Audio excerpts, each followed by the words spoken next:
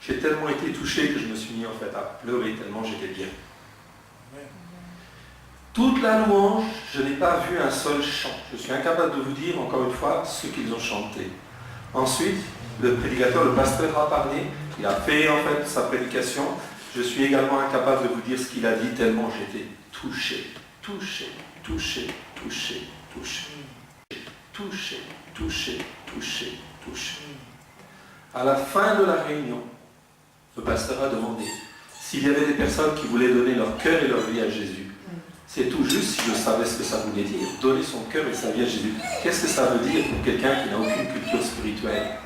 On ne sait pas vraiment. Mais je sentais dans mon dos, j'ai senti la main de mon Dieu, de mon Père, qui me poussait vers son Fils.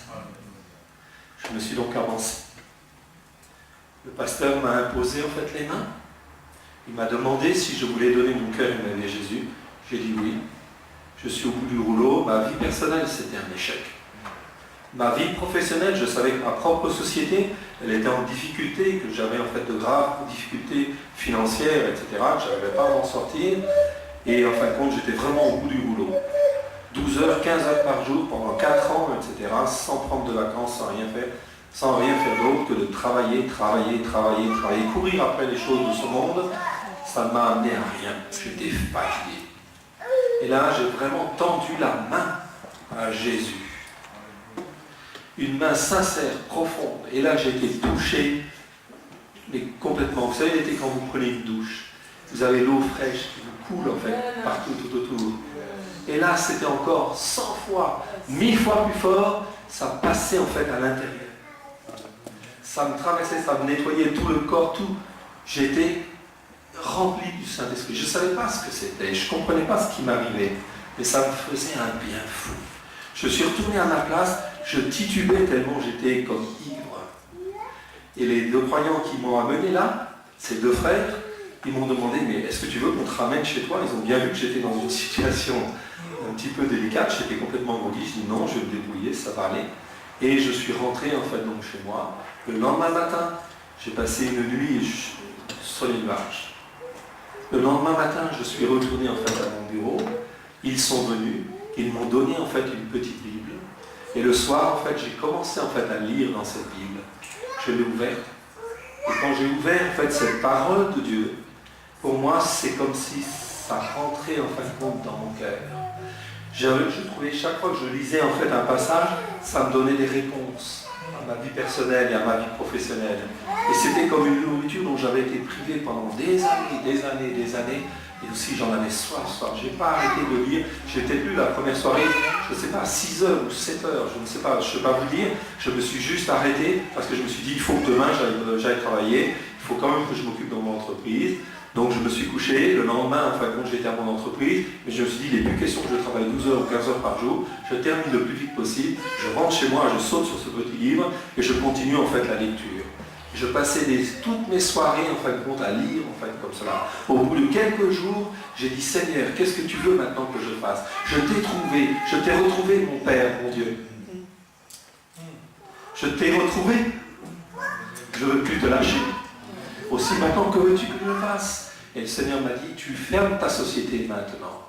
Et ma société était dans une situation financière difficile, je vous l'ai dit, okay? Mais à l'époque, j'avais en fait un découvert financier de plus de 7 millions de francs français. Je ne sais pas si vous imaginez, c'était extrêmement important.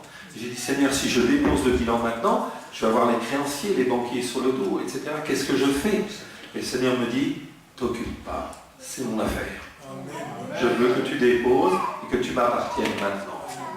J'ai donc déposé le bilan de ma société et je me suis retrouvé en fait ruiné sans rien. J'ai demandé en fait aux ascétiques s'ils voulaient en fait bien me reprendre en fin de droit. Ils ont accepté de me prendre en fin de droit. Enfin, j'ai été avec la lettre, j'ai dit Seigneur, qu'est-ce que je fais maintenant?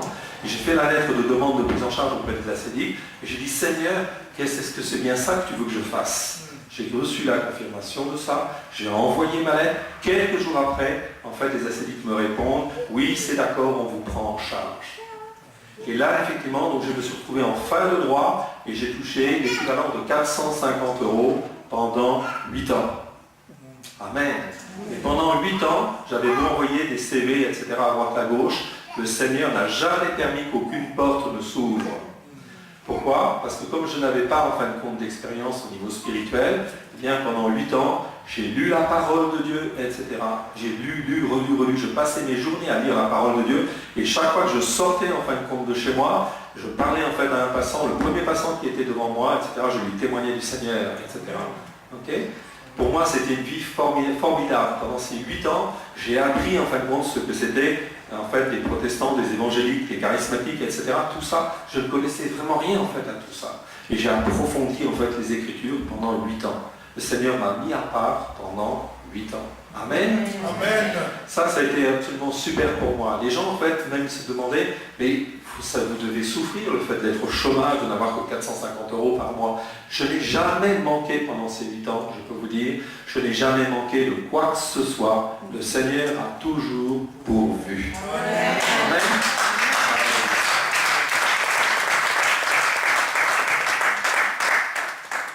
Dernière petite chose que je voulais dire, donc pendant ces 8 ans, les personnes me disaient, mais vous êtes au chômage. En fait, je ne vais pas dire qu'ils pleuraient pour moi, mais en fait, ils disaient, mais ça doit être difficile. Non, pas du tout. Je répondais, non, je suis en vacances prolongées. Amen. Amen. Alléluia.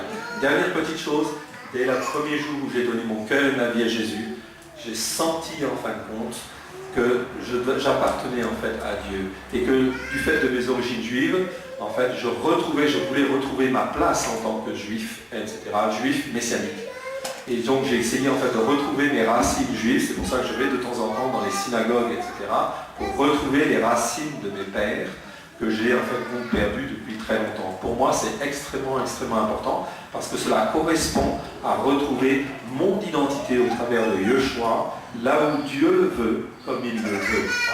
Mais je sais que c'est non seulement pour le peuple juif qui aujourd'hui n'a pas toujours les yeux du cœur ouverts, mais c'est aussi pour les nations, pour être un témoignage parmi vous. Donc si aujourd'hui je porte la kippa, c'est pas en fait par religion, etc. Pas du tout. C'est simplement pour témoigner en fait que j'ai des origines juives et que en fait, eh bien, cela doit contribuer à vous fortifier, à nous fortifier nous. Parce qu'il y a beaucoup de juifs qui ont très très peur en fait d'abandonner les traditions rabbiniques. Et ça, c'est un petit peu dommage. Amen. Amen. Que le Seigneur vous bénisse et vous